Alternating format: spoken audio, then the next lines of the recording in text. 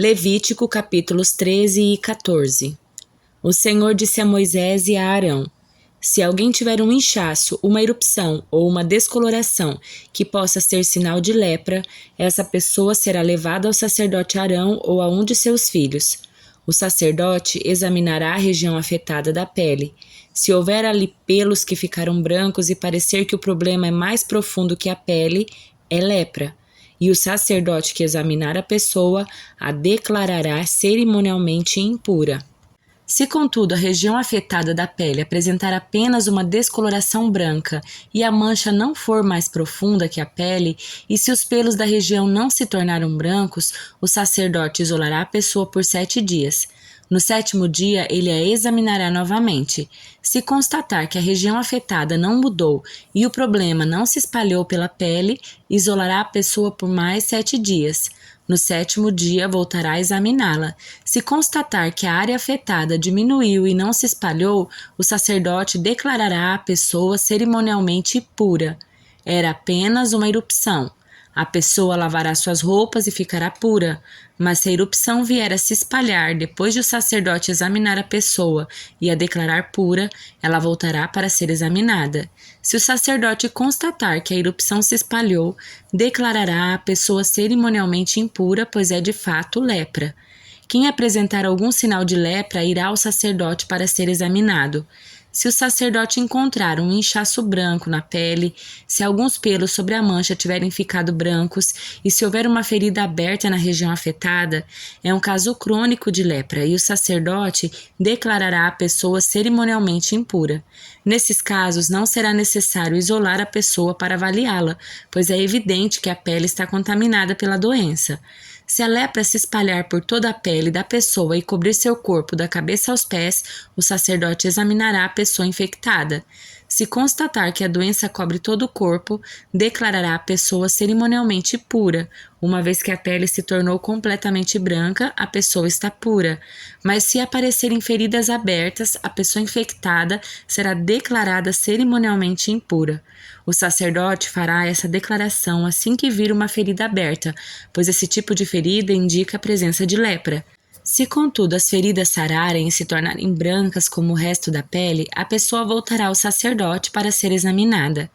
Se as regiões afetadas tiverem de fato se tornado brancas, o sacerdote declarará a pessoa cerimonialmente pura e assim ela estará. Se alguém tiver na pele uma ferida purulenta e ela sarar, mas surgir em seu lugar um inchaço branco ou uma mancha branca avermelhada, a pessoa irá ao sacerdote para ser examinada. Se o sacerdote a examinar e constatar que a mancha é mais profunda que a pele, e se os pelos da região afetada tiverem ficado brancos, o sacerdote declarará a pessoa cerimonialmente impura.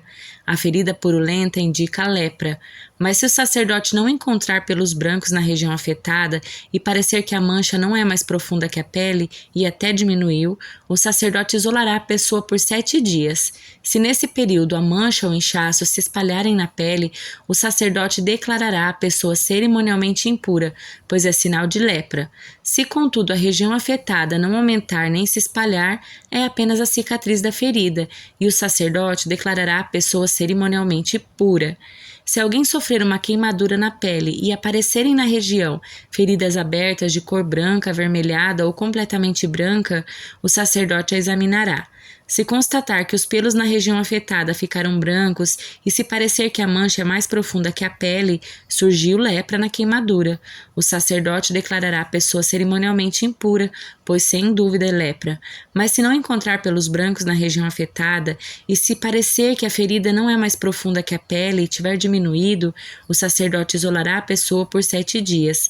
No 7º dia, examinará a pessoa novamente. Se o problema tiver se espalhado na pele, o sacerdote declarará a pessoa cerimonialmente impura, pois sem dúvida é lepra. Se, contudo, a região afetada não tiver mudado ou se o problema não tiver se espalhado na pele, mas tiver diminuído, é apenas um inchaço da queimadura. O sacerdote declarará a pessoa cerimonialmente pura, pois é apenas a cicatriz da queimadura. Se um homem ou uma mulher tiver uma ferida na cabeça ou no queixo, o sacerdote a examinará. Se constatar que a mancha é mais profunda que a pele, tem pelos amarelados e finos, o sacerdote declarará a pessoa cerimonialmente impura. É uma ferida causada por sarna na cabeça ou no queixo. Se o sacerdote examinar a ferida e constatar que não é mais profunda que a pele, mas não tem pelos escuros, isolará a pessoa por 7 dias. No 7º dia, o sacerdote examinará a ferida novamente. Se constatar que ela não se espalhou, que não há pelos amarelados e que não parece mais profunda que a pele, a pessoa raspará todos os pelos, exceto da região afetada. Em seguida, o sacerdote isolará a pessoa infectada por mais 7 dias. No 7º dia, examinará a ferida novamente. Se ela não tiver se espalhado e se não parecer mais profunda que a pele, o sacerdote declarará a pessoa cerimonialmente pura. A pessoa lavará suas roupas e ficará pura. Mas se a ferida de sarna começar a se espalhar depois de a pessoa ter sido declarada cerimonialmente pura, o sacerdote a examinará novamente. Se constatar que a ferida se espalhou, não é necessário procurar pelos amarelados. A pessoa infectada está cerimonialmente impura. Se, contudo, a cor da ferida de sarna não mudar e pelos voltarem a crescer na região afetada, a sarna está curada e o sacerdote declarará a pessoa cerimonialmente pura. Se um homem ou uma mulher tiver manchas brancas na pele, o sacerdote examinará a região afetada. Se constatar que as manchas brancas são opacas, é uma simples erupção de pele e a pessoa está cerimonialmente pura. Se os cabelos de um homem caírem e ele ficar calvo, continua cerimonialmente puro. Se caírem os cabelos da parte da frente da cabeça, ele simplesmente ficou calvo na frente e continua puro. Mas se uma ferida branca, avermelhada, aparecer na região calva, no alto ou na parte de trás da cabeça, é lepra. O sacerdote o examinará e, se constatar que há inchaço ao redor da ferida branca, avermelhada, em qualquer parte da calva do homem com aparência de lepra, o homem está de fato infectado com lepra e está impuro. O sacerdote o declarará cerimonialmente impuro por causa da ferida na cabeça. Quem sofrer de lepra rasgará as roupas e deixará o cabelo despenteado, cobrirá a boca e gritará: impuro, impuro! Enquanto durar a lepra, ficará cerimonialmente impuro e viverá isolado fora do acampamento. Quando o mofo contaminar uma peça de roupa, de lã ou de linho, um tecido de lã ou de linho, a pele de um animal ou qualquer objeto de couro, e quando a região contaminada da roupa, da pele do animal, do tecido liso ou trançado ou do artigo de couro se tornar esverdeada ou avermelhada, está contaminada com mofo e deverá ser mostrada ao sacerdote. Depois de examinar a região afetada, o sacerdote isolará o objeto afetado por 7 dias. No 7º dia, examinará o objeto novamente. Se a região afetada tiver se espalhado, a peça de roupa, o tecido liso ou trançado, ou o artigo de couro foi sem dúvida contaminado por mofo corrosivo e está cerimonialmente impuro. O sacerdote queimará a peça de roupa, o tecido de lã ou de linho ou o artigo de couro, pois foi contaminado por mofo corrosivo. Deve ser completamente destruído com fogo. Se, contudo, o sacerdote examinar o objeto e constatar que a região contaminada não se espalhou pela peça de roupa, pelo tecido liso ou trançado ou pelo artigo de couro, ordenará que o objeto seja lavado e depois isolado por mais 7 dias. O sacerdote examinará novamente o objeto depois de lavado. Se constatar que a região contaminada não mudou de cor depois de ter sido lavada, mesmo que a mancha não tenha se espalhado, o objeto está contaminado. Deve ser completamente queimado, quer o mofo esteja do lado de dentro ou de fora. Mas se o sacerdote examinar o objeto e constatar que a região contaminada diminuiu depois de ser lavada, cortará a mancha da peça de roupa, do tecido liso ou trançado ou do couro. Se a mancha reaparecer na peça de roupa, no tecido liso ou trançado ou no artigo de couro, é evidente que o mofo está se espalhando e o objeto contaminado deverá ser queimado. Se, contudo, a mancha desaparecer da peça de roupa, do tecido ou do artigo de couro depois de ter sido lavado, o objeto será lavado novamente e, por fim, estará cerimonialmente puro.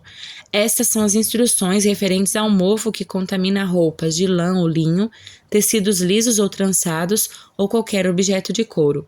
É dessa forma que o sacerdote determinará se os objetos estão cerimonialmente puros ou impuros. O Senhor disse a Moisés: Estas são as instruções a respeito da purificação da pessoa com lepra. Ela deverá comparecer perante o sacerdote, que a levará para fora do acampamento e examinará a infecção. Se o sacerdote constatar que a lepra foi curada, realizará uma cerimônia de purificação usando 2 aves vivas cerimonialmente puras, um pedaço de madeira de cedro, um pano vermelho e um ramo de hisopo. O sacerdote mandará matar uma das aves sobre uma vasilha de barro cheia de água limpa. Em seguida, pegará a ave viva, o pedaço de madeira de cedro e o pano vermelho, e o ramo de hisopo, e os molhará no sangue da ave que foi morta sobre a água limpa. Depois disso, o sacerdote aspergirá 7 vezes o sangue da ave morta sobre a pessoa que está sendo purificada da lepra. Quando o sacerdote tiver purificado a pessoa, soltará a ave viva em campo aberto. A pessoa que está sendo purificada lavará suas roupas, raspará todos os pelos e se banhará com água. Estará cerimonialmente pura e poderá voltar ao acampamento. Contudo, ficará fora de sua tenda por 7 dias. No 7º dia, raspará todos os pelos, cabelos, pelos faciais e sobrancelhas. Lavará também suas roupas e se banhará com água. Desse modo, estará cerimonialmente pura. No 8º dia, a pessoa que está sendo purificada trará 2 cordeiros sem defeitos e uma cordeira de 1 ano e sem defeito, junto com uma oferta de cereal de 6 litros de farinha da melhor qualidade, umedecida com azeite e uma caneca de azeite. O sacerdote encarregado da cerimônia apresentará a pessoa ser purificada junto com as ofertas diante do Senhor à entrada da tenda do encontro. O sacerdote pegará um dos cordeiros e o azeite e os apresentará como oferta pela culpa, movendo-os para o alto como oferta especial para o Senhor. Em seguida, matará o cordeiro no lugar sagrado onde são mortos os animais para as ofertas pelo pecado e para o holocausto. Assim, como a oferta pelo pecado, a oferta pela culpa pertence ao sacerdote. É uma oferta santíssima. Depois disso, o sacerdote pegará um pouco do sangue da oferta pela culpa e o colocará na ponta da orelha direita, no polegar da mão direita e no polegar do pé direito da pessoa que está sendo purificada. O sacerdote também colocará um pouco do azeite na palma de sua mão esquerda. Molhará o dedo direito no azeite na palma da mão esquerda e com ele aspergirá 7 vezes diante do Senhor. Parte do azeite que está em sua mão ele colocará na ponta da orelha direita, no polegar da mão direita e no polegar do pé direito da pessoa que está sendo purificada, em cima do sangue da oferta pela culpa. O sacerdote colocará o azeite restante em sua mão, na cabeça da pessoa que está sendo purificada. Desse modo, o sacerdote fará expiação pela pessoa diante do Senhor. Então o sacerdote apresentará a oferta pelo pecado para fazer expiação pela pessoa que foi curada da lepra. Em seguida, o sacerdote matará o animal para o holocausto e o apresentará sobre o altar junto com a oferta de cereal. Desse modo, o sacerdote fará expiação pela pessoa que foi curada e ela ficará cerimonialmente pura. Quem for muito pobre e não tiver recursos para apresentar essas ofertas, poderá levar um cordeiro para a oferta pela culpa, que será movido para o alto como oferta especial para a purificação. Levará também 2 litros de farinha da melhor qualidade, umedecida com azeite para a oferta de cereal e uma caneca de azeite. A oferta incluirá ainda 2 rolinhas ou 2 pombinhos, de acordo com os recursos da pessoa. Uma das aves será usada para a oferta pelo pecado e a outra para o holocausto. No 8º dia da cerimônia de purificação, a pessoa que está sendo purificada levará as ofertas ao sacerdote na presença do Senhor à entrada da tenda do encontro.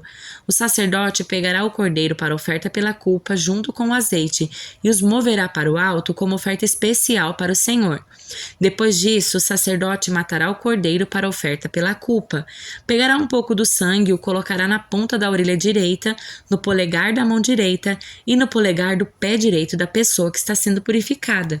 O sacerdote também derramará um pouco do azeite na palma de sua mão esquerda, molhará o dedo direito no azeite na palma de sua mão esquerda e com ele aspergirá 7 vezes diante do Senhor.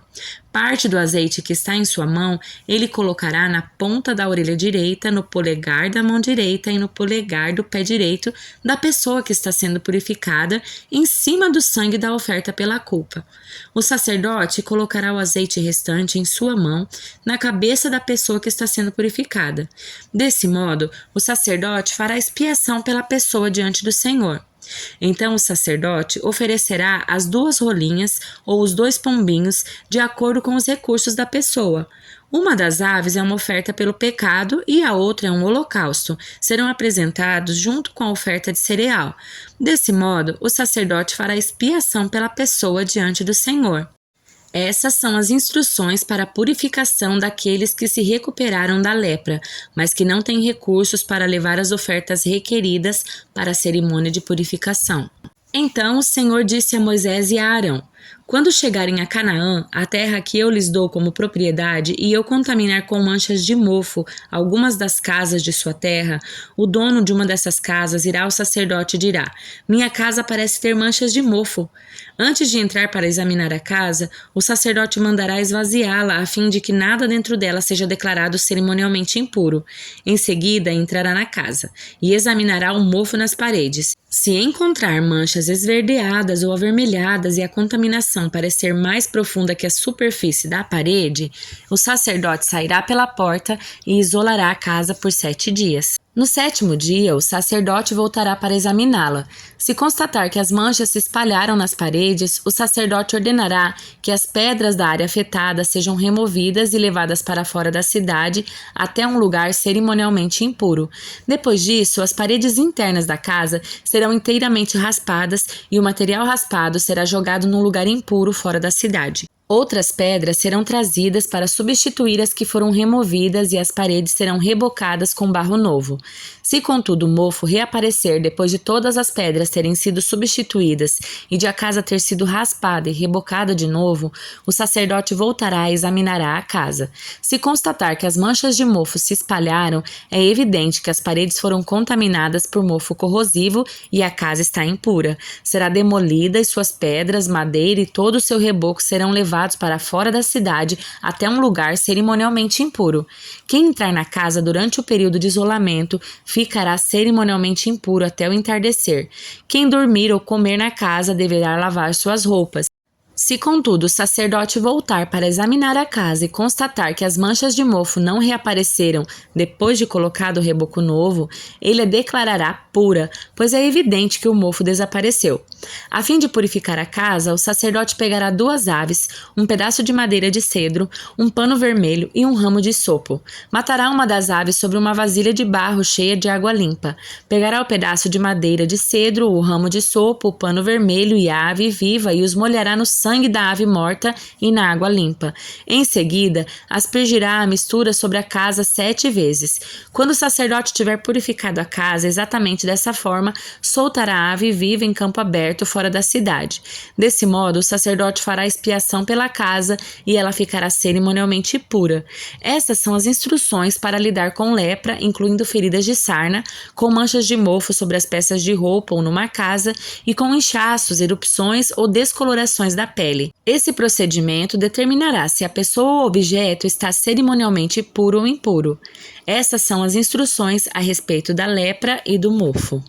Livro de Provérbios, capítulo 26.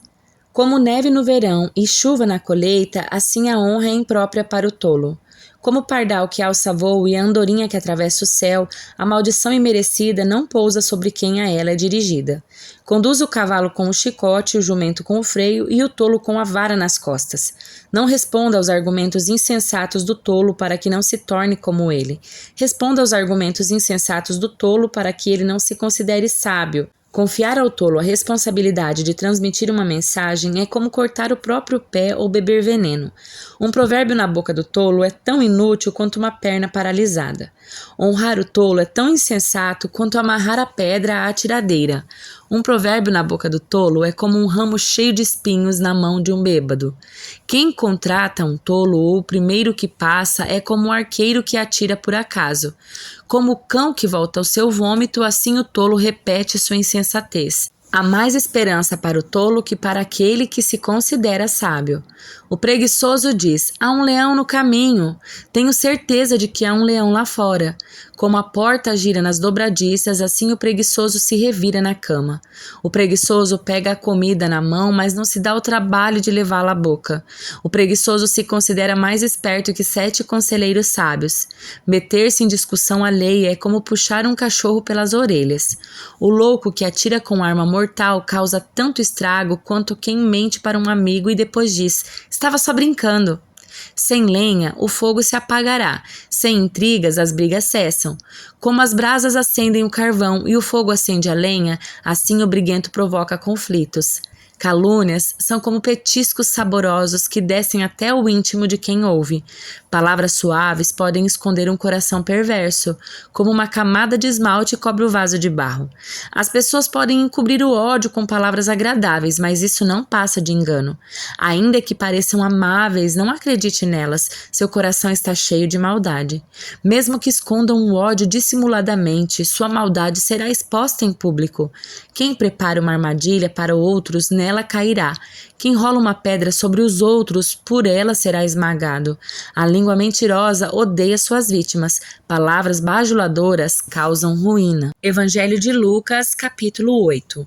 Pouco tempo depois, Jesus começou a percorrer as cidades e os povoados vizinhos, anunciando as boas novas a respeito do reino de Deus. Iam com ele os 12 e também algumas mulheres que tinham sido curadas de espíritos impuros e enfermidades. Entre elas estavam Maria Madalena, de quem ele havia expulsado 7 demônios, Joana, esposa de Cusa, administrador de Herodes, Susana e muitas outras que contribuíram com seus próprios recursos para o sustento de Jesus e seus discípulos. Certo dia, uma grande multidão vinda de várias cidades juntou-se para ouvir Jesus e lhes contou uma parábola. Um lavrador saiu para semear. Enquanto espalhava as sementes pelo campo, algumas caíram à beira do caminho, onde foram pisadas e as aves vieram e as comeram. Outras caíram entre as pedras e começaram a crescer, mas as plantas logo murcharam por falta de umidade. Outras sementes caíram entre os espinhos, que cresceram com elas e sufocaram os brotos. Ainda outras caíram em solo fértil e produziram uma colheita 100 vezes maior que a quantidade semeada. Quando ele terminou de dizer isso, declarou: "Quem é capaz de ouvir, ouça com atenção." Seus discípulos lhe perguntaram o que a parábola significava. Ele respondeu: "A vocês é permitido entender os segredos do reino de Deus, mas uso parábolas para ensinar os outros, a fim de que, quando olharem, não vejam, quando escutarem, não entendam."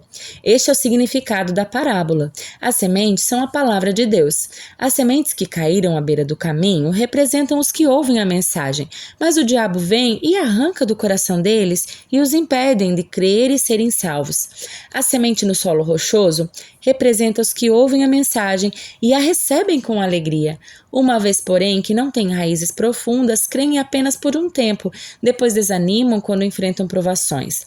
As que caíram entre os espinhos representam outros, que ouvem a mensagem, mas logo ela é sufocada pelas preocupações, riquezas e prazeres dessa vida, de modo que nunca amadurecem. E as que caíram em solo fértil representam os que, com coração bom e receptivo, ouvem a mensagem, a aceitam, com paciência produzem uma grande colheita. Não faz sentido acender uma lâmpada e depois cobri-la com uma vasilha ou escondê-la debaixo da cama. Pelo contrário, ela é colocada num pedestal, de onde sua luz pode ser vista pelos que entram na casa. Da mesma forma, tudo que está escondido será revelado, e tudo que está oculto virá à luz a ser conhecido por todos. Portanto, ouçam com atenção, pois aos que têm, mais lhes será dado, mas do que não tem, até o que pensa que tem, lhe será tomado. Então a mãe e os irmãos de Jesus foram vê-lo, mas não conseguiram chegar até ele por causa da multidão. Alguém disse a Jesus: "Sua mãe e seus irmãos estão lá fora e querem vê-lo."